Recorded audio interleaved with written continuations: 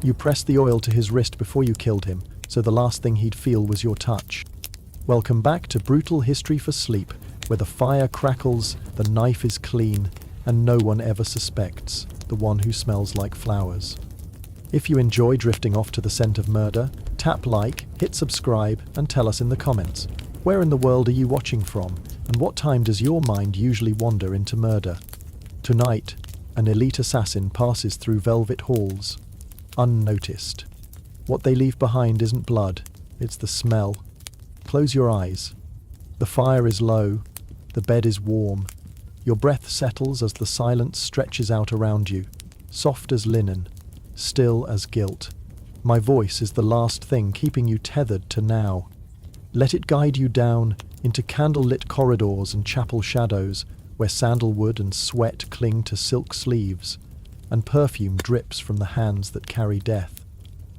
No one looks twice, not at someone so well-scented, and somewhere just ahead, a bishop exhales for the last time into a cloud of something floral. The autumn of 1389 brought an unusual visitor to the court of Charles VI of France. She swept through the palace gates smelling of rosewater and lavender, a walking contradiction in an age when most people smelled of their last meal and their next disease. The guards barely glanced at her perfumed letters of introduction. After all, anyone who smelled that good must belong somewhere important. 3 days later, the Duke of Tourne would be found dead in his chambers, his skin still carrying the faint scent of jasmine. His last words, according to witnesses, were complaints about the overwhelming smell of flowers in his room. Of course, there were no flowers, just the lingering traces of his visitor's deadly craft. Medieval Europe had a complicated relationship with smell. The wealthy doused themselves in imported fragrances to announce their status, while the poor made do with whatever herbs they could stuff into their clothing to mask the inevitable stench of daily life. Into this olfactory battlefield stepped a peculiar breed of killer, the perfumed assassin.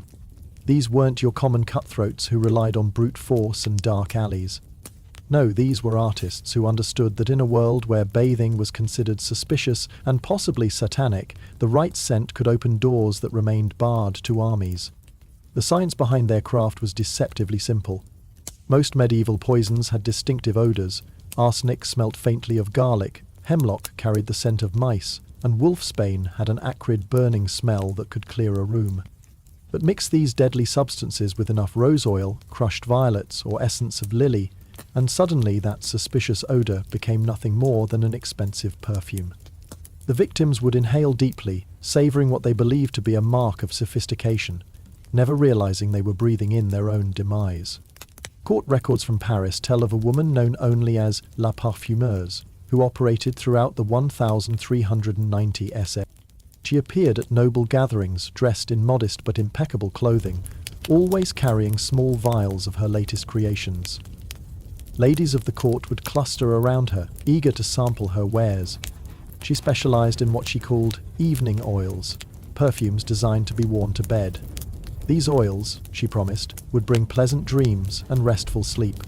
They certainly brought sleep, though whether it was restful was debatable, considering it was permanent. The psychological warfare of scent went beyond mere masking of poisons. In an era where bad smells were associated with disease, sin, and lower social standing, a pleasant fragrance could disarm even the most paranoid noble. Guards, who might scrutinize every face and question every motive, would wave through anyone who smelled of expensive oils. After all, surely an assassin would try to blend in with the unwashed masses, not announce themselves with clouds of Arabian frankincense. One particularly clever technique involved what modern chemists might recognize as a primitive form of aromatherapy, if aromatherapy's goal was murder rather than relaxation. Assassins would layer their poisons with complementary scents designed to enhance the victim's susceptibility. Lavender, known for its calming properties, would be mixed with slow-acting toxins to ensure the victim remained relaxed, even as their organs began to fail. Mint and rosemary, associated with clarity of thought, masked poisons that caused confusion and delirium, making victims doubt their own symptoms until it was far too late. The case of Count Philippe de Montmorency illustrates this perfectly. In 1401, he began experiencing strange symptoms: dizziness, shortness of breath, a persistent metallic taste in his mouth. His physicians, learned men who believed disease was caused by an imbalance of humours and possibly small demons, prescribed the usual remedies: bloodletting, prayer, and more bloodletting. The Count, however, insisted nothing was wrong. After all, his chambers smelt delightful, filled with the potpourri gifted to him by a travelling merchant. The mixture of dried flowers and spices masked the scent of mercury, slowly evaporating from treated fabrics throughout his room. By the time anyone thought to investigate the source of that pleasant aroma, the Count was beyond help, and the merchant was 3 kingdoms away. Kitchen assassinations became particularly sophisticated during this period. Medieval kitchens were already assault courses for the senses: smoke, rotting vegetables, the iron smell of blood from butchered animals. A poisoner who could navigate these odours while maintaining their own pleasant scent held tremendous advantage. Kitchen maids who smelled of flowers were often promoted to serve at high table, where they had direct access to their target's food and drink. One account from Winchester describes a young woman who rose from scullery maid to personal attendant to the Duchess in just 3 months. Her advancement aided by her unusual cleanliness and the violet oil she wore. The Duchess's sudden illness and death were attributed to bad fish. The maid's disappearance the same night was considered unfortunate but unrelated. The evolution of perfumed assassination techniques also reflected the growing trade networks of medieval Europe. As merchants brought new scents from the east, sandalwood, musk, amber, assassins gained new tools for their deadly trade. These exotic fragrances commanded such high prices that wearing them immediately marked someone as either nobility or in service to nobility. A poisoner, dressed in common clothes but wearing oil of jasmine from Damascus, would be admitted to places 100 armed soldiers could never breach. Perhaps most disturbing was the rise of what might be called social assassination, murders designed not just to eliminate a target, but to send a message to others. These killings often involved overwhelming amounts of perfume, ensuring that everyone who discovered the body would remember that sickly sweet smell. The Bishop of Limoges, found dead in his chapel in 1407, was discovered in a cloud of incense so thick that servants had to air out the room for hours before his body could be removed. The message was clear: even the church's sacred scents could be turned to deadly purpose. This weaponization of fragrance reached its peak in the court of Burgundy, where Duke John the Fearless employed what amounted to a perfumed secret service. These agents, both men and women, were trained not just in the art of poison, but in the social graces necessary to move through noble society. They learned to blend perfumes like master vintners blended wine, creating signature scents that would be remembered fondly even as their victims expired. One such agent, identified in records only as Guillaume the Sweet, was credited with no fewer than 7 successful eliminations between 1410 and 1415. His calling card was a blend of clove and orange oil that witnesses consistently described as haunting, an unfortunately appropriate adjective. The tools of the perfumed assassin's trade were often hiding in plain sight. Pomanders, those perforated metal balls filled with aromatics that nobles carried to ward off bad smells and disease, could be modified to release poison slowly over hours or days. Scented gloves, a fashion imported from Spain, could be treated with toxins that absorbed through the skin. Even perfumed handkerchiefs, pressed to the nose during particularly offensive moments, could deliver a fatal dose of poison with each delicate sniff. The paranoia these assassins inspired can be seen in the elaborate precautions taken by those who feared them. Some nobles employed official sniffers, servants whose sole job was to detect unusual or overly strong fragrances. Others banned all scented items from their presence, creating courts that smelled exactly as awful as you might imagine. The Holy Roman Emperor Sigismund reportedly had all gifts of perfume burned in a courtyard bonfire, much to the dismay of legitimate merchants who had hoped to curry favour with expensive oils. Yet for all these precautions, the perfumed assassins continued to ply their trade. They understood a fundamental truth about human nature. People want to believe that beautiful things are good. A sweet smell suggests sweetness of character. A clean appearance implies moral cleanliness. These assassins exploited this cognitive bias with the ruthlessness of any warrior, wielding scent as surely as others wielded swords. As the 15th century dawned, the art of perfumed assassination had become so refined that major courts began establishing official positions for masters of scent, experts who could detect the difference between a harmless fragrance and a deadly one. These medieval forensic specialists developed techniques that seem almost modern, cataloguing the scent profiles of known poisons, training dogs to detect specific aromatics, even creating early databases of perfumers who might be available for illicit hire. The irony, of course, was that in trying to smell better than their contemporaries, these assassins often gave themselves away. In a world where most people smelled like a combination of sweat, smoke, and whatever they'd eaten last Tuesday, someone who consistently smelled of roses might as well have worn a sign saying suspiciously hygienic. Yet the allure of associating with someone so refined, so clearly elevated above the common stench, continued to override good sense. Medieval chroniclers, writing from the safety of their monasteries, often moralized about these perfumed killers.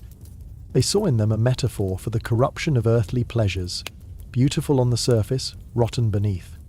One particularly vivid account describes the Court of Miracles in Paris, where thieves and murderers supposedly gathered, noting that the sweetest roses grew in the foulest soil and the fairest scents often preceded the foulest deeds. Whether this was accurate reporting or monkish melodrama is impossible to say, but the image stuck. As our tale of medieval murder and fragrance continues, remember this: in an age before modern forensics, before security cameras, before even basic hygiene, a killer's best weapon might not be a blade or a bow, but a bottle of perfume. The next time you catch a whiff of something floral and sweet, you might spare a thought for those medieval nobles who learned too late that in their world, smelling good could be very, very bad indeed. The morning prayers at the convent of St. Marguerite had barely concluded when Sister Bernadette collapsed at the altar. As the other nuns rushed to her aid, they noticed two things: the overwhelming scent of myrrh that seemed to cling to her habit, and the fact that she was quite thoroughly dead. The year was 1347, and while the Black Death was busy ravaging Europe, a different kind of plague was spreading through the religious houses, one that smelled considerably better, but was no less fatal. Religious institutions of medieval Europe were, contrary to popular imagination, hotbeds of political intrigue. Behind those holy walls, succession disputes, property claims, and theological disagreements simmered like poisonous stews. What better place for an assassin to operate than in an environment where everyone already walked around in clouds of incense, where mysterious deaths could be attributed to divine will, and where questioning God's plan was decidedly poor form? The monastic tradition of using aromatic herbs and oils created perfect cover for those with murderous intent. Monasteries were among the few places in medieval Europe where literacy, chemistry, and access to exotic ingredients converged. The same monks who carefully tended medicinal gardens and transcribed ancient texts on healing were uniquely positioned to understand how those same plants could kill. Add to this the convenient fact that many religious orders took vows of silence, and you had an ideal environment for discreet murder. Take the case of Abbot Teodoro of San Michele Monastery in the Italian Alps. His death in 1362 was initially attributed to an excess of fasting and prayer. Holy men were always dying of holiness, after all. But when three more senior monks died in quick succession, each preceded by complaints about the overwhelming smell of frankincense in their cells, even the most devout began to suspect that perhaps God wasn't the one calling his servants home. The investigation that followed revealed a fascinating web of corruption, involving forged land deeds, a disputed abbotship, and a young monk with an unusual talent for blending incense. The tools of religious assassination were often indistinguishable from the tools of worship. Holy water could be contaminated with clear, odorless poisons. Communion wine, already disguised by ritual blessing and strong flavor, could hide all manner of toxins. But it was the anointing oils that proved most deadly. These sacred mixtures, used in everything from baptisms to last rites, provided assassins with direct skin contact with their victims.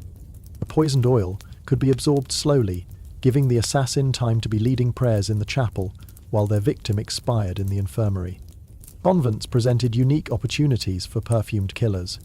These communities of women, often from noble families, brought with them traditions of personal grooming that included various scented preparations. A nun who showed particular skill in preparing fragrant oils for feast days might find herself recruited for darker purposes. The convent of the Sacred Heart in Burgundy recorded no fewer than 12 sudden departures to heaven between 1384 and 1390, each preceded by the victim receiving a special blessing with rose-scented oil from Sister Margot, the convent's most talented perfumer. The intersection of faith and fragrance went deeper than mere convenience. Medieval Christianity had a complex relationship with scent. Incense was holy, bodily odours were sinful, and the saints were said to emit the odour of sanctity, a supernatural fragrance that proved their holiness. This created a theological framework where good smells equaled godliness, making it even harder to suspect that a pleasant aroma might herald damnation rather than salvation. One particularly ingenious method involved poisoned candles. Churches and monasteries consumed enormous quantities of candles, and the process of making them often involved adding fragrances to mask the smell of tallow. A poisoner could introduce toxic substances that would be released slowly as the candle burned, filling the air with both pleasant scent and deadly vapor. The victims would attribute any lightheadedness or nausea to the intensity of their prayers or the effects of fasting, not realizing they were being slowly poisoned every time they knelt in their private chapels. The case of the Avignon poisonings during the papal residence there shows how high the stakes could rise.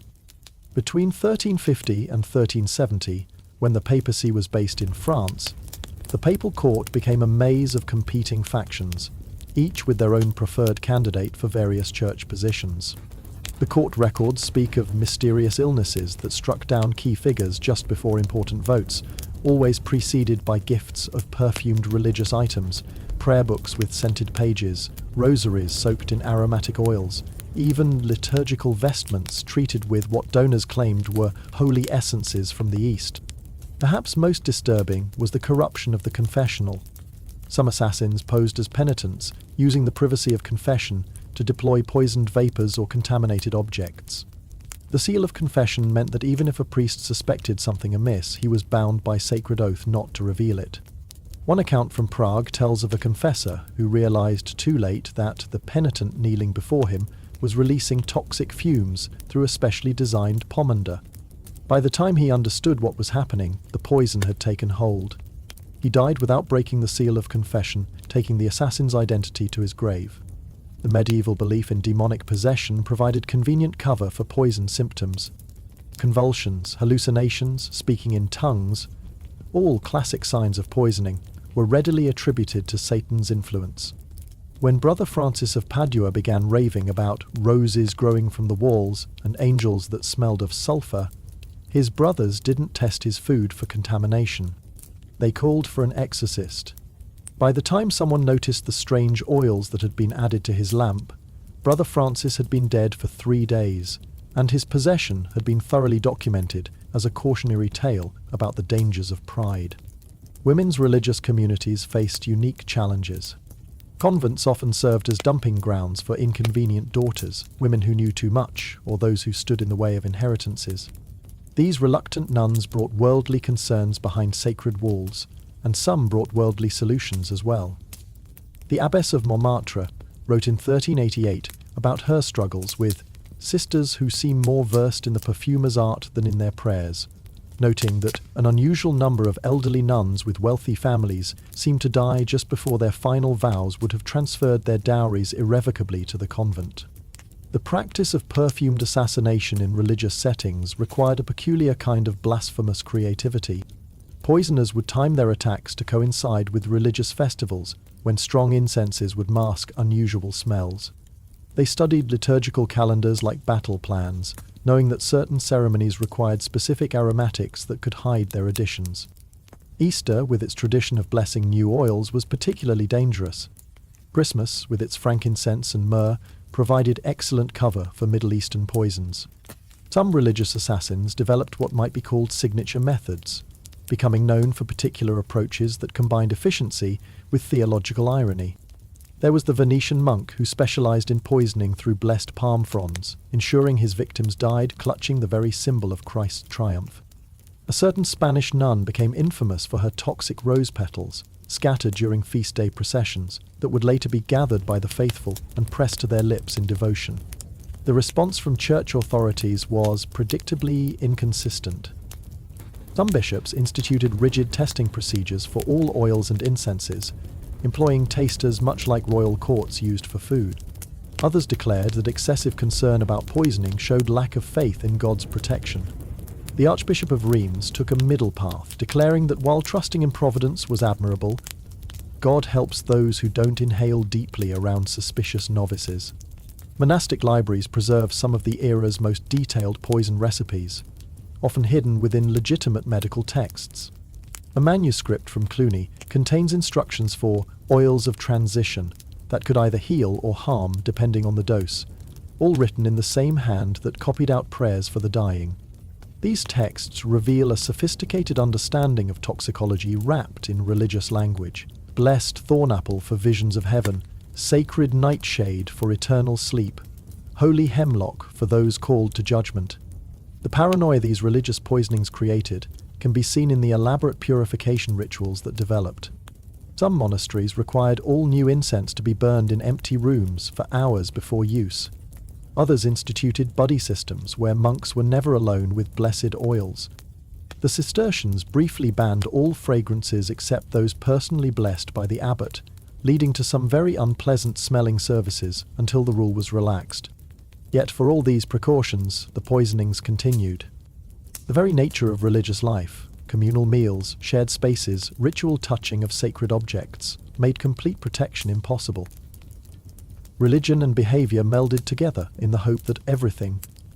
Add to this the medieval belief that suffering was holy, and you had victims who might endure symptoms for weeks without complaint, seeing their pain as a test from God rather than a gift from a fellow religious with a well-stocked herb garden. The theological implications of these murders went beyond mere sin. If a priest was poisoned while consecrating the Eucharist, was the sacrament valid? If a nun died while taking vows, was she married to Christ or not? These questions occupied church lawyers for decades, generating volumes of commentary that carefully avoided addressing the elephant in the sacristy. That houses of God had become some of the most dangerous places in Christendom. As the 14th century gave way to the 15th, religious institutions began developing what we might recognize as primitive forensic protocols. Suspicious deaths triggered investigations that examined not just the deceased's enemies, but their recent exposure to oils, incenses, and blessed objects. Some forward-thinking abbots even maintained lists of monks and nuns with known skills in perfumery, treating them with the same suspicion that others reserved for those who could read Arabic or owned too many cats. The bitter irony of these holy murders was not lost on contemporary observers. The author of the Chronicle of Dark Miracles, writing in 1410, noted that where men gather to praise God with sweet incense, there too gather those who would send souls to judgment with sweet poison. He advised his readers to trust in the Lord, but verify thy chrism oil, which was probably good advice, even if it did lack a certain theological elegance. As our exploration of medieval murder continues, we leave behind these sacred halls that reeked of both holiness and homicide. But the lessons learned in monasteries and convents would not stay cloistered. The techniques perfected by religious poisoners would soon spread to the secular world, where the marriage of commerce and killing would create an even more dangerous breed of perfumed assassin. Master Guillaume pressed his nose to the vial and inhaled carefully. Lavender, certainly, with undertones of chamomile and just a hint of... Was that nightshade? He set the bottle down and looked at his customer, a well-dressed merchant's wife who clutched her purse with nervous fingers. For your husband's sleeping troubles, you said? She nodded quickly, perhaps too quickly.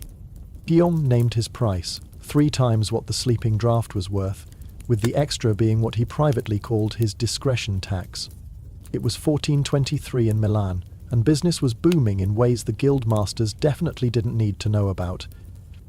The medieval apothecary occupied a unique position in society, straddling the line between respected medical professional and potential accessory to murder.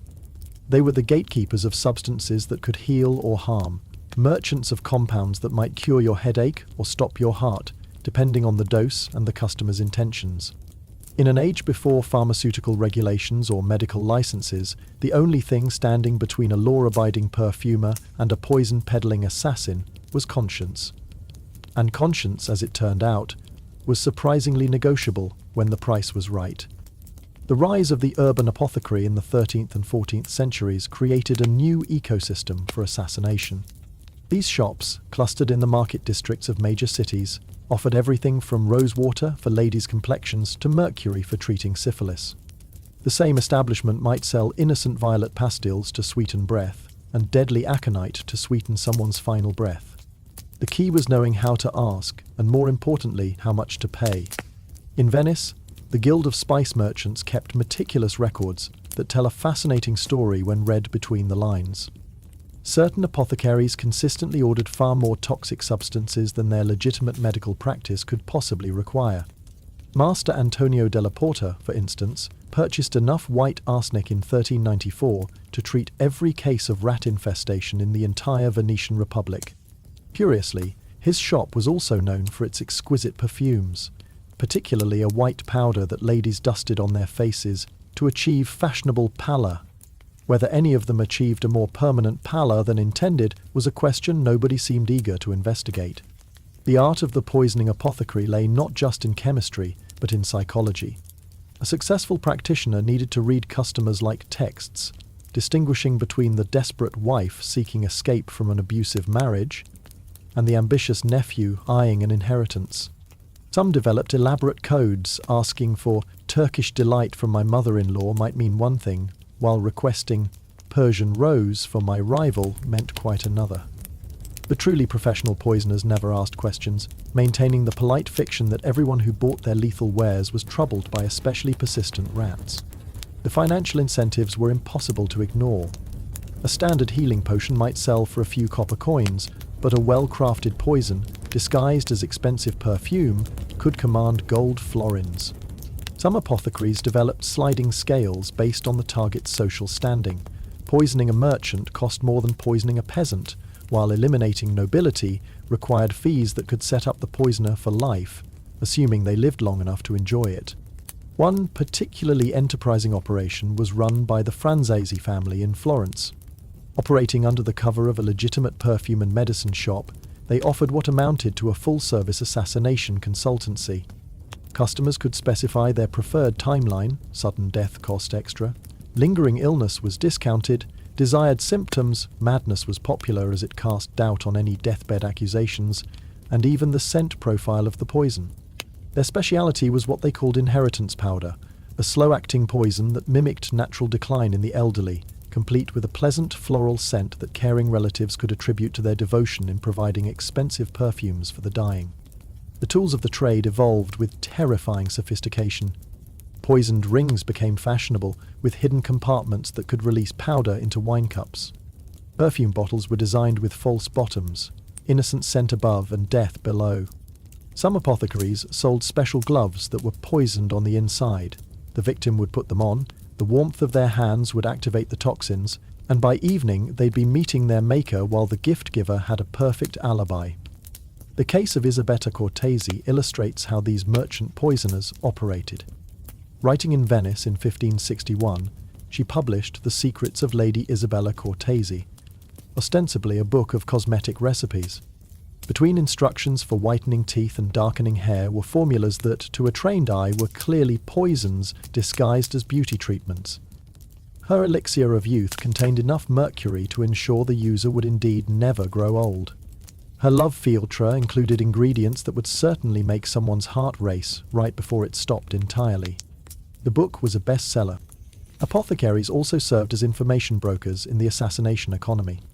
They knew who was buying what, who had sudden need for large quantities of suspicious substances, and who might be available for certain kinds of work. A duchess seeking to eliminate a rival might never meet her assassin directly. The apothecary would handle introductions, take commissions, and ensure everyone maintained plausible deniability. Some shops had special back rooms where these delicate negotiations took place, perfumed heavily to mask the scent of conspiracy. The legitimate side of the business provided perfect cover. Every poisoner's shop also sold genuine medicines, real perfumes, and authentic cosmetics. When authorities investigated, they would find account books filled with mundane transactions: headache powders for the baker's wife, rose oil for the magistrate's daughter, tooth powder for the priest. The deadly dealings were hidden in coded entries, or, more often, not recorded at all. Gold has a way of disappearing without leaving traces, especially when both parties have good reason to forget the transaction occurred. Some apothecaries specialized in particular types of assassination. There was old Marcus of Nuremberg, who perfected poisons that could be absorbed through the skin, ideal for eliminating targets who were too paranoid to eat or drink anything suspicious. His apprentice later wrote that Marcus tested his creations on condemned criminals, paying the executioner for early access to those scheduled for death anyway. Waste not, want not was apparently his motto. The Venetian apothecary Hieronyma Spara took a different approach, catering exclusively to women seeking to dispose of inconvenient husbands. She operated for over 50 years, selling what she advertised as beauty water, but what her clients knew as widowmaker. Her formula was so reliable that she guaranteed results or your money back, though presumably refunds were rare, as dissatisfied customers would have to explain why their husbands were still alive. The intersection of perfume and poison reached its apotheosis in the work of certain Italian craftsmen, who created what they called mortal perfumes. These were scents so exquisitely blended that they were worth killing for, literally. The perfume itself was harmless, but it was so expensive and rare that owners would poison anyone who tried to steal or copy it. Some noble families had signature scents that were protected more carefully than state secrets, with death being the penalty for unauthorized reproduction. Guild regulations tried to control this deadly trade, but with limited success. The Apothecaries' Guild of Paris issued rules requiring members to swear they would not knowingly sell poisons for criminal purposes. This led to increasingly creative euphemisms and a boom in the rat poison business, since surely no one could fault an apothecary for helping customers deal with pests. When the guild tried to restrict access to certain substances, a black market immediately sprang up, often run by the same apothecaries who publicly supported the regulations. The medical knowledge required to be a successful poisoning apothecary was considerable. They needed to understand not just which substances would kill, but how they would kill, how quickly, and what symptoms would appear. A poison that caused immediate, dramatic death might satisfy a customer's emotional needs, but would certainly attract unwanted attention. The true artists of the trade created poisons that mimicked natural diseases: consumption, apoplexy, various fevers. Some even provided antidotes that could be administered if the customer had second thoughts, though these came at premium prices and were notably less reliable than the poisons themselves. Competition among poisoning apothecaries could be literally cutthroat. Trade secrets were guarded jealously, and industrial espionage often ended in industrial homicide. The mysterious death of Master Jean Boudin in Lyon was attributed to sampling his own wares, but competitors whispered that he'd been eliminated by rivals who wanted his formula for a poison that smelled like fresh bread and worked within hours. His shop was ransacked after his death, though oddly no money was taken, only his private recipe books disappeared. The relationship between apothecaries and their noble patrons was complex and dangerous. On one hand, these merchants depended on wealthy clients for their most profitable sales. On the other, they knew too much about their customers' dark deeds. Some apothecaries met mysterious ends just after completing major commissions, their patrons apparently deciding that dead men tell no tales and also don't require payment.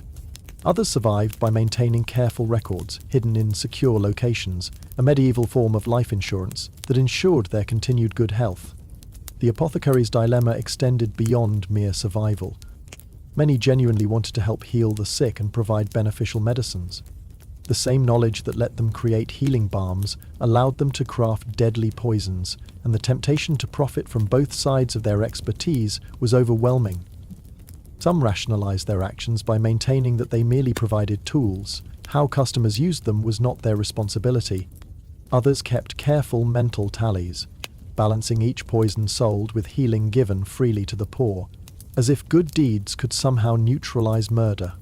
Church authorities were notably inconsistent in their approach to apothecaries. Some bishops condemned the entire profession as devil's work, noting that God had provided all the medicine humans needed in prayer and penance. Others took a more pragmatic approach, employing skilled apothecaries to test food and drink for poisons, while publicly denouncing the very existence of such substances. The Pope himself maintained a staff of expert perfumers and medicine makers, though whether their expertise extended to more lethal arts was a question nobody dared ask openly. As the Renaissance approached, the apothecary's trade became even more sophisticated. New substances arrived from the Americas and the Far East, expanding the poisoner's palette. Books on medicine and chemistry proliferated, spreading knowledge that could heal or harm. The first attempts at standardizing medical preparations also began, though these were largely ignored by those whose clients valued discretion over certification. The legacy of these merchant poisoners extended far beyond their own era.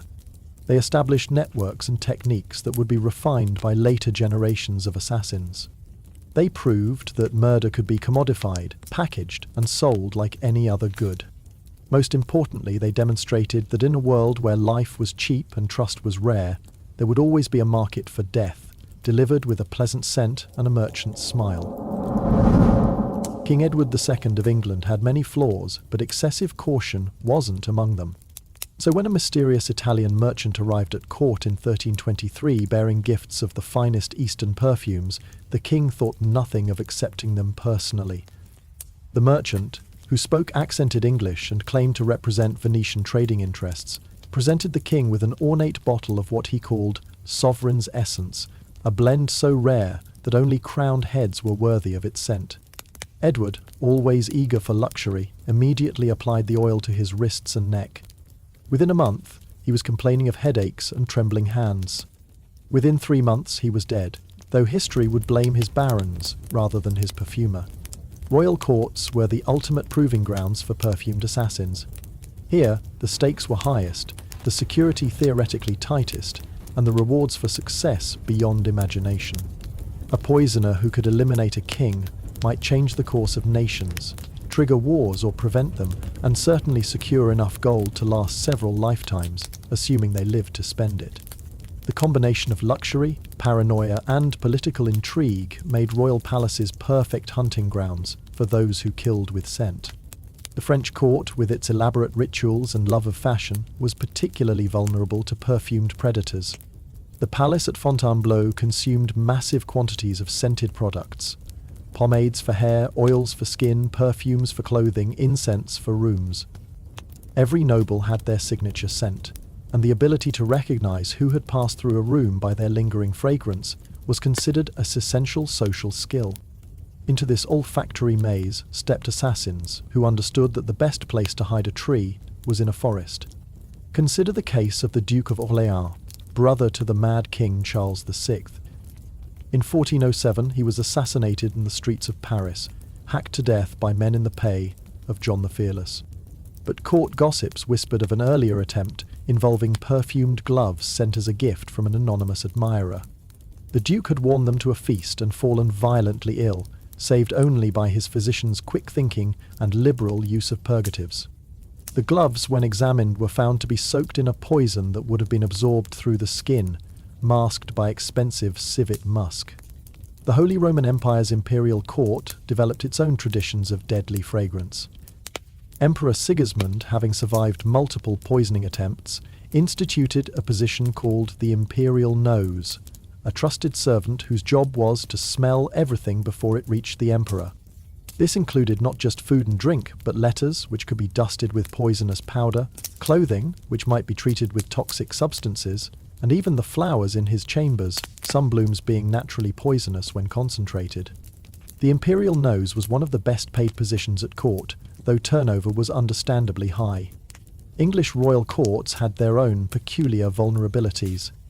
The tradition of strewing herbs on floors to combat odours created opportunities for poisoners.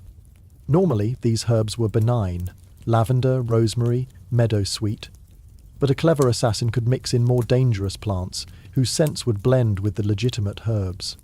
As courtiers walked over them, crushing the leaves and releasing their oils, the air would fill with both pleasant aromas and toxic vapours. The death of the Earl of Warwick in 1439 was attributed to a surfeit of bad air in his chambers, though servants later recalled that the fresh herbs scattered that morning had smelled unusually sweet.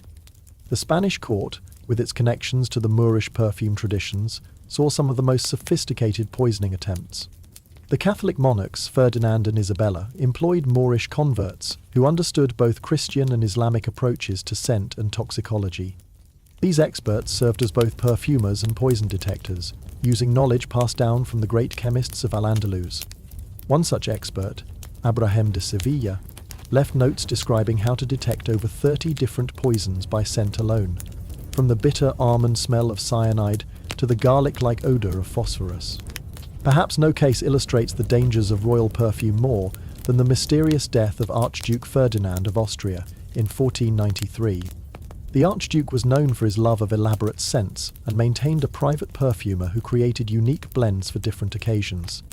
One morning, preparing for an important diplomatic meeting, he applied a new cologne that his perfumer had promised would command respect and inspire awe. It certainly inspired awe, particularly when the Archduke collapsed during the meeting, foam on his lips and his final words being complaints about a burning sensation wherever the perfume had touched his skin. The investigation that followed revealed a web of conspiracy involving Venetian merchants, a rival claimant to certain territories, and, most surprisingly, the Archduke's own perfumer, who had been blackmailed into creating the deadly cologne. The perfumer, under torture, revealed the elegant simplicity of the poison, a contact toxin that was activated by warmth and sweat, ensuring that the victim would be well away from the source before symptoms appeared. He had hidden it in a base of rose oil and ambergris, scents strong enough to mask any suspicious odours. Royal paranoia about perfumed poisons reached almost comical heights in some courts.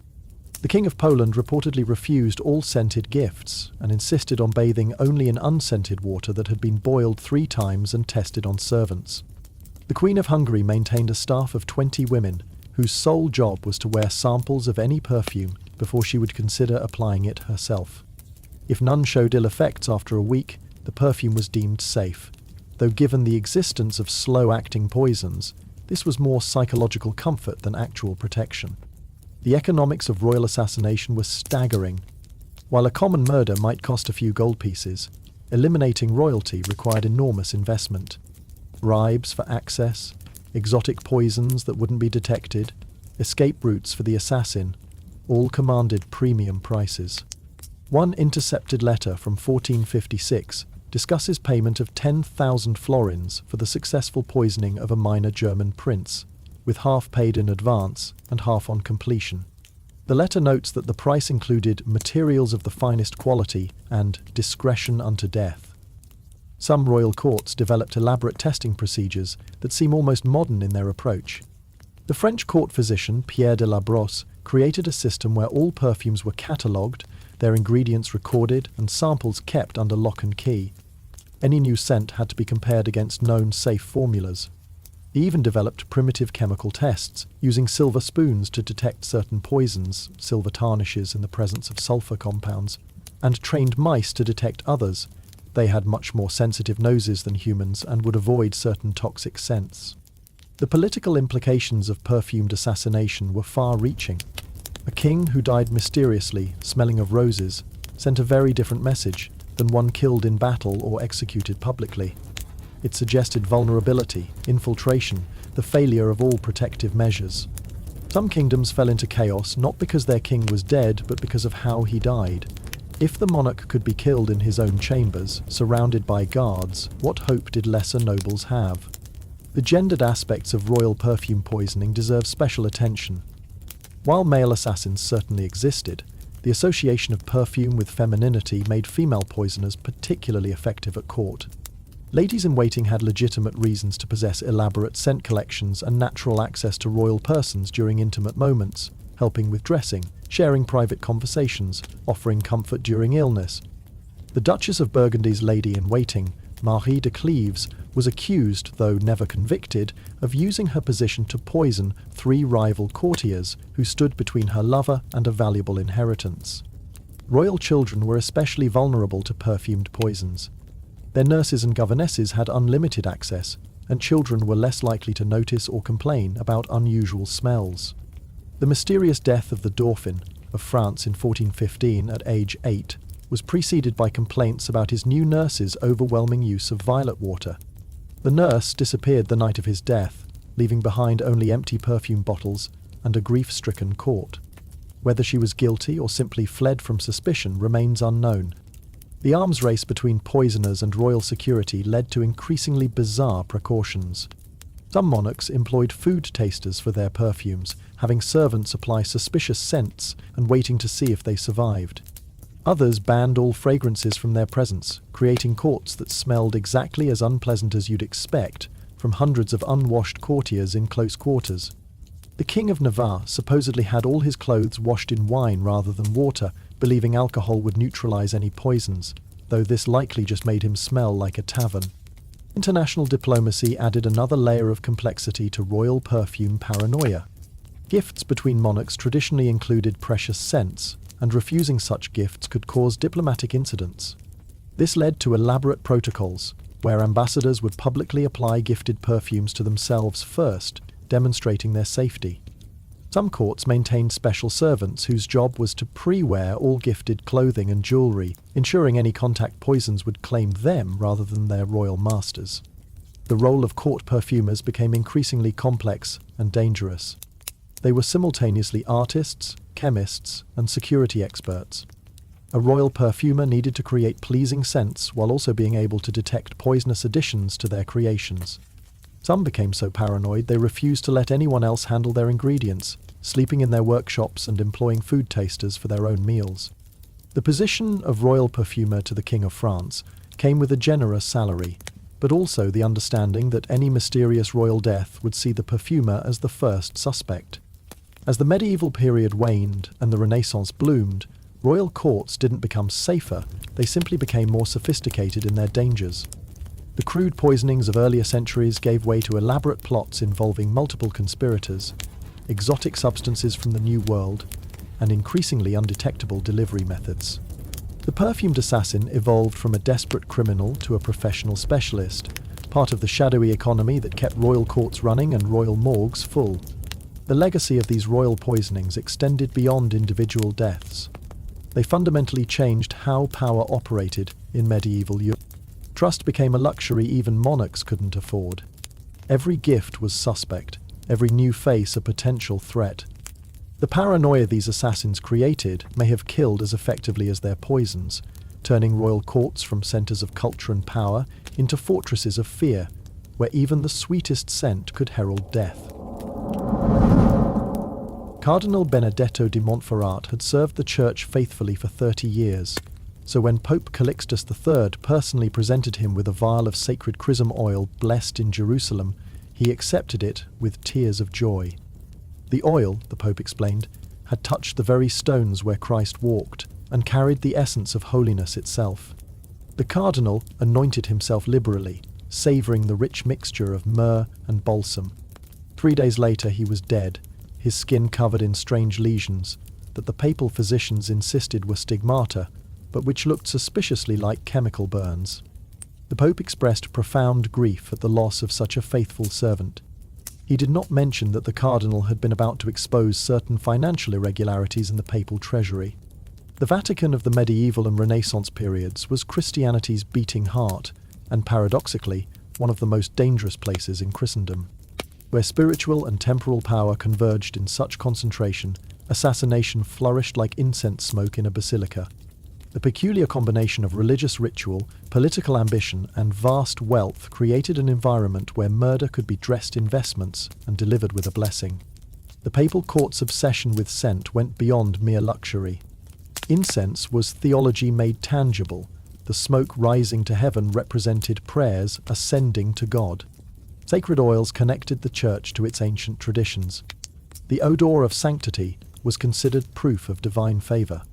This theological framework made the Vatican uniquely vulnerable to those who understood that the same substances used to honour God could be weaponized to send souls to judgment. Consider the peculiar case of Pope John VIII, who died in 882 under circumstances that chroniclers described with suspicious vagueness. Contemporary accounts mention that His Holiness had been suffering from a wasting illness that left him barely able to perform Mass. What they don't mention, but what later historians discovered in Vatican archives, were the invoices for massive quantities of therapeutic fragrances ordered in his final months. These included several substances that, while pleasant-smelling, were known to contain mercury and lead. Whether the Pope was poisoned or simply killed by misguided medical treatment remains debatable. What's certain is that he died surrounded by enough toxic fumes to fell a horse. The College of Cardinals presented a particularly attractive target for ambitious poisoners. These princes of the Church controlled vast wealth, influenced papal elections, and stood between many ambitious men and their goals. The conclave of 1276 saw 3 popes elected in quick succession, each dying shortly after taking office. While official records blame fever and age, private letters between cardinals speak of a curse upon the fisherman's ring and mysterious gifts of perfumed gloves that each pope received from well-wishers. The Borgia papacy brought the art of ecclesiastical poisoning to new heights. Pope Alexander VI and his son Cesare were rumoured to possess a poison called cantarella, a delay-action toxin that could be administered through food, drink, or even absorption through the skin. What made cantarella particularly effective was its rose-like scent, which blended perfectly with the ceremonial perfumes used in Vatican rituals. Victims would attribute any initial symptoms to the overwhelming incense used in papal ceremonies, not realizing they'd been marked for death. The papal pharmacy, ostensibly dedicated to healing, became a center of toxicological innovation. Monks who spent their days preparing medicines for the poor also found themselves compounding more dubious substances for their superiors. The same hands that mixed healing balms might later prepare the poisoned oils used in political assassinations. One Franciscan brother, captured and tortured after a failed poisoning attempt, revealed that he had been ordered to create toxins by his superior, who claimed they were needed to test the faith of the doubtful. Sacred rituals provided numerous opportunities for poisoners. The kiss of peace, where clergy embraced during Mass, could transmit contact poisons. Communion wine, already disguised by ritual blessing, could hide all manner of toxins. Even the papal ring, kissed by thousands of faithful, could be coated with substances that accumulated in the body over time. Cardinal Orsini reportedly refused to kiss Pope Alexander VI's ring, claiming a sudden outbreak of mouth sores that prevented him from showing proper reverence. He outlived the Pope by 20 years. The anointing of the sick, one of the Church's most sacred sacraments, became particularly dangerous. Priests arriving to give last rites might hasten the journey to the afterlife with oils that contained more than holy blessings. The Archbishop of Milan wrote anxiously to Rome in 1485, reporting that an unusual number of prominent citizens were dying shortly after receiving extreme unction. His investigation revealed that a ring of corrupt priests was selling their services to those who wanted to ensure their enemies didn't recover from illness. Papal elections brought out the worst in ecclesiastical poisoners. The laws of conclave required cardinals to remain locked in until they elected a new pope, creating a pressure cooker environment where removing rival candidates became tempting. The conclave of 1492 that elected Alexander VI saw 2 cardinals die suddenly, both after complaining of overwhelming perfume smells in their cells. The locked doors that were meant to prevent outside influence also prevented escape from poisoned air. The Vatican's extensive gardens, celebrated for their beauty and medicinal herbs, harbored darker secrets. Among the roses and lavender grew plants with more sinister purposes: monkshood, hemlock, belladonna. The papal gardeners, sworn to secrecy, cultivated these alongside legitimate herbs, maintaining the fiction that they were needed for medical preparations. Some of these gardeners supplemented their income by selling special cuttings to those who needed untraceable poisons. The corruption reached into the sacred spaces themselves. St. Peter's Basilica, with its countless chapels and altars, provided numerous hiding spots for poisoned objects. Votive candles could be doctored to release toxic fumes as they burned. Holy water fonts might contain more than blessed water. Even the precious relics, touched by thousands of pilgrims, could be coated with contact poisons that worked slowly enough to avoid suspicion. The case of Cardinal Giulio de' Medici illustrates the sophisticated nature of Vatican poisoning plots. In 1517, a conspiracy was discovered to poison him using contaminated incense during his private morning prayers. The plotters had studied his habits for months, learning exactly which blend of frankincense he preferred and where he sourced it. They intercepted a shipment and added their own ingredients, a slow-acting poison that would have mimicked a wasting disease. Only a servant's accidental exposure to the tainted incense revealed the plot. Women played a complex role in Vatican poisoning schemes.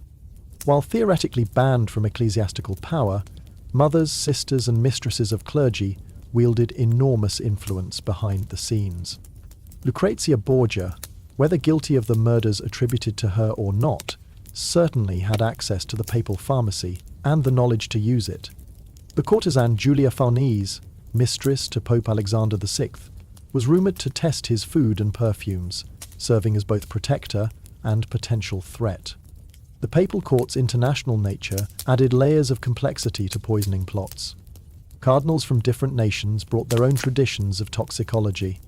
Spanish prelates favoured subtle, long-acting poisons that mimicked natural illness. Italian cardinals preferred dramatic, fast-acting toxins that sent clear messages. French clergy had access to poisons unknown in Rome, imported from their territories in the Americas. This diversity of deadly knowledge made the Vatican a veritable university of assassination. Some popes tried to combat the poisoning epidemic with varying degrees of success. Sixtus IV established a secret commission to investigate suspicious deaths, though several commission members themselves died under mysterious circumstances. Julius II insisted on preparing his own food and perfumes, trusting no one else with the task. Leo X employed food tasters for everything, including his incense, leading to the bizarre sight of servants inhaling deeply from censers before papal masses. The theological implications of these poisonings created fascinating moral gymnastics. How could men sworn to God's service justify murder? Some rationalized that they were simply hastening God's will. If the Lord wanted someone to live, no poison could harm them. Others claimed they were protecting the church from corrupt influences, conveniently defining corrupt as anyone who opposed their interests. The doctrine of papal infallibility created particular problems when popes were suspected of poisoning rivals. If the Holy Father couldn't err, were his murders divinely sanctioned? The record-keeping of these crimes was necessarily oblique. The Vatican archives contain numerous references to sudden illnesses following religious ceremonies, unexpected deaths after receiving papal gifts, and cardinals who developed mysterious aversions to particular scents. Reading between the lines reveals a pattern of murder dressed in righteous robes. The official causes of death, apoplexy, fever, divine calling, barely concealed the reality of a court where holiness and homicide walked hand in hand. International politics made Vatican poisonings even more complex. The death of a French cardinal might trigger war with France. Poisoning a Spanish bishop could affect critical alliances. This led to increasingly sophisticated methods designed to provide plausible deniability. Poisons that took weeks or months to work allowed their victims to travel far from Rome before dying, making investigation difficult. Some toxins were designed to activate only under specific conditions: exposure to sunlight, consumption of wine, the stress of travel, providing alibis for those who administered them. The Renaissance brought new challenges and opportunities for Vatican poisoners. The revival of classical learning included rediscovery of ancient texts on toxicology. Greco-Roman poisons that had been forgotten for centuries suddenly reappeared in the papal pharmacy. At the same time, increased trade brought new substances from Asia and the Americas. The papal court, with its vast wealth and international connections, had access to poisons unknown elsewhere in Europe. As our tale of Vatican violence draws toward its close, we're left with a paradox that would have amused medieval theologians. The institution dedicated to saving souls became expert at dispatching them. The rituals designed to bring believers closer to God were corrupted into delivery systems for death. The very air of St. Peter's, heavy with incense and prayer, might carry a cardinal's last breath. In the Vatican, even more than in secular courts, the sweetest scents often preceded the foulest deeds. By the dawn of the 16th century, perfume had become Europe's most fashionable murder weapon. From London to Constantinople, from Stockholm to Madrid, the well-dressed assassin carried vials of death disguised as luxury. The transformation was complete. What had begun as isolated incidents in royal courts had evolved into an entire economy of scented slaughter. As one Venetian diplomat wrote in 1502, In these modern times one must fear the rose as much as the sword, for both can pierce the heart, though only one leaves a pleasant corpse. The democratization of perfumed murder meant that it was no longer the exclusive province of royal courts and papal chambers. Minor nobles, wealthy merchants, even prosperous artisans could afford to eliminate their enemies with style. The widow Anna Hoffmann of Augsburg kept detailed accounts of her household expenses for 1487, listing alongside purchases of cloth and candles several payments to Herr Wolfgang for special aromatics. Herr Wolfgang, investigation later revealed, was the city's most discreet poisoner, and Anna's 3 successive husbands had all died after complaining of her overwhelming use of perfume. Women in particular found in perfumed poisons a weapon that society had inadvertently placed in their hands. In an age when femininity was associated with weakness, the very attributes that were supposed to make women harmless, their love of beauty, their attention to grooming, their access to domestic spaces, became deadly advantages. The phenomenon of the perfumed widow became common enough that some regions passed laws limiting how soon a woman could remarry after her husband's death, attempting to reduce the incentive for aromatic murder. The case of Giulia Tofana exemplifies this feminine mastery of poisonous perfumes. Operating in Italy in the early 1600s, she created a poison called aqua tofana, a clear, odorless liquid that could be mixed with any cosmetic or perfume. Marketed to women as a beauty treatment, it was understood by her clients to be a solution to problematic husbands. She operated for over 50 years, and when finally caught, confessed to enabling over 600 murders. Her execution in 1659 marked the end of an era, but her formula lived on, copied by countless imitators who understood that where there were unhappy marriages, there was money to be made. The perfume trade itself became inextricably linked with death. Legitimate perfumers faced constant suspicion, their shops watched by authorities who understood the dual nature of their craft. Some embraced this dark reputation, using it as a form of advertising. A Parisian perfumer named Jacques Desprez hung a sign outside his shop showing a skull wreathed in roses, with the motto, "Beauty and death, both sweet." His business thrived, though whether his customers came for fragrances or more fatal substances was a question best left unasked.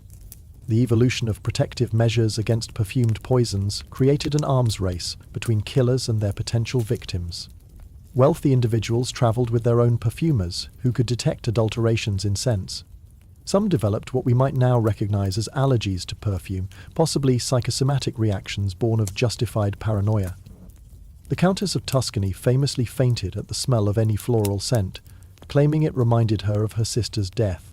Given that her sister had indeed been poisoned with rose-scented oils, her reaction was perhaps understandable. Professional poisoners adapted to these defences with terrifying creativity.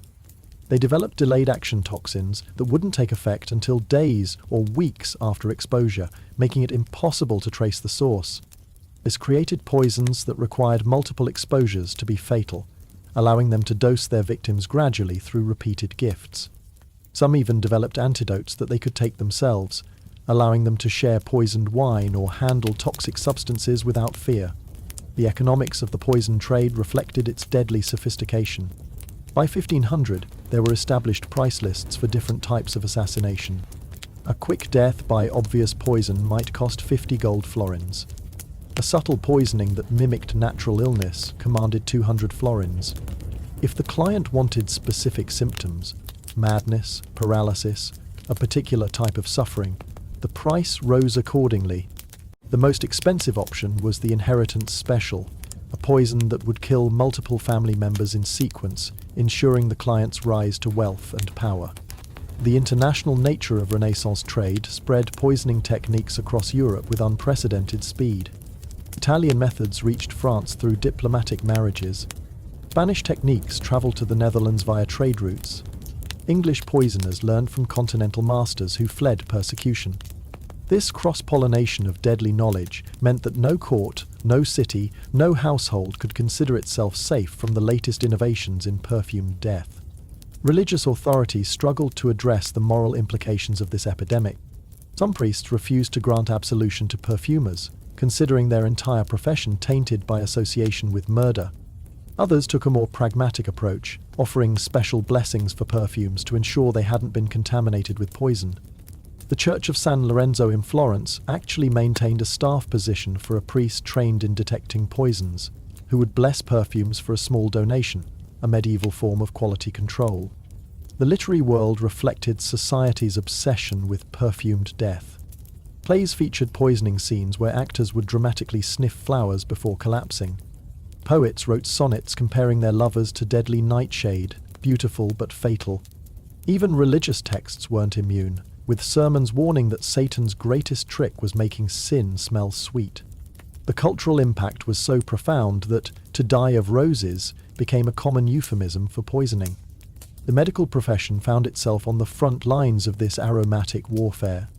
Physicians developed increasingly sophisticated methods for detecting and treating poisonings. Some specialized entirely in toxicology, commanding high fees from paranoid nobles who wanted regular checkups for slow-acting poisons. The University of Padua established the first formal course in poison detection in 1543, though enrollment was limited due to the tendency of professors to die mysteriously. Law enforcement, such as it was in medieval and Renaissance Europe, struggled to combat perfumed assassinations. The very nature of the crime, delayed action, difficult detection, multiple possible suspects, made prosecution nearly impossible. Even when poisoners were caught, proving their guilt required either confession, usually obtained through torture, or catching them in the act. The few successful prosecutions usually involved poisoners who had grown careless with success, or been betrayed by dissatisfied clients. The legacy of medieval perfumed assassination extended well beyond the period itself. The association between perfume and danger persisted for centuries. As late as the Victorian era, strong perfumes were considered slightly scandalous, partly due to their historical connection with murder. The phrase poison perfume entered multiple European languages, a linguistic fossil of an era when fragrance could kill. Modern forensic science has revealed just how sophisticated these medieval poisoners were. Analysis of preserved tissue samples from suspected poison victims shows complex chemical cocktails that would have been undetectable with period technology. Some poisons were designed to break down after death, leaving no trace except the lingering scent of flowers. Others chemically bonded with their perfume carriers in ways that made them more potent, an early form of pharmaceutical engineering.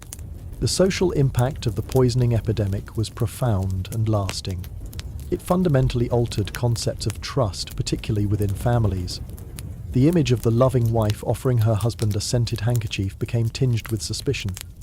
Children bearing gifts of perfume to elderly parents might be motivated by affection or avarice.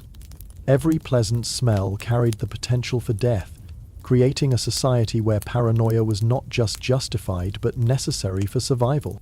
As we reach the end of our tale of medieval murder and fragrance, we are left with a profound irony. Humanity's desire to smell better than nature intended had created an entirely new way to die. The same creative impulse that led to the development of exquisite fragrances also produced elegant methods of murder. The perfumer's art, which should have been dedicated to beauty and pleasure, became inextricably linked with death and fear. But perhaps that's the most medieval aspect of this entire history. In an age that saw no contradiction between profound faith and shocking violence, between courtly love and brutal politics, between the search for beauty and the reality of death, perfumed assassination was simply another expression of humanity's dual nature. These killers understood something fundamental about their fellow humans, that we are drawn to beauty even when it might destroy us, that we trust our senses even when they betray us, and that the sweetest scent might hide the bitterest end. So as you drift off to sleep tonight, surrounded by the comfortable smells of modern life, your lavender pillow spray, your vanilla candle, your rose-scented lotion, spare a thought for those medieval souls who learned too late that in their world, every pleasant scent was a potential death sentence. Take comfort in the fact that your perfumes are just perfumes, your cosmetics just cosmetics. Probably. Sleep well, sweet dreams, and don't trust the scented ones. Thank you for listening, one last time. May your sleep be deep, your dreams quiet, and your mind at peace. Good night.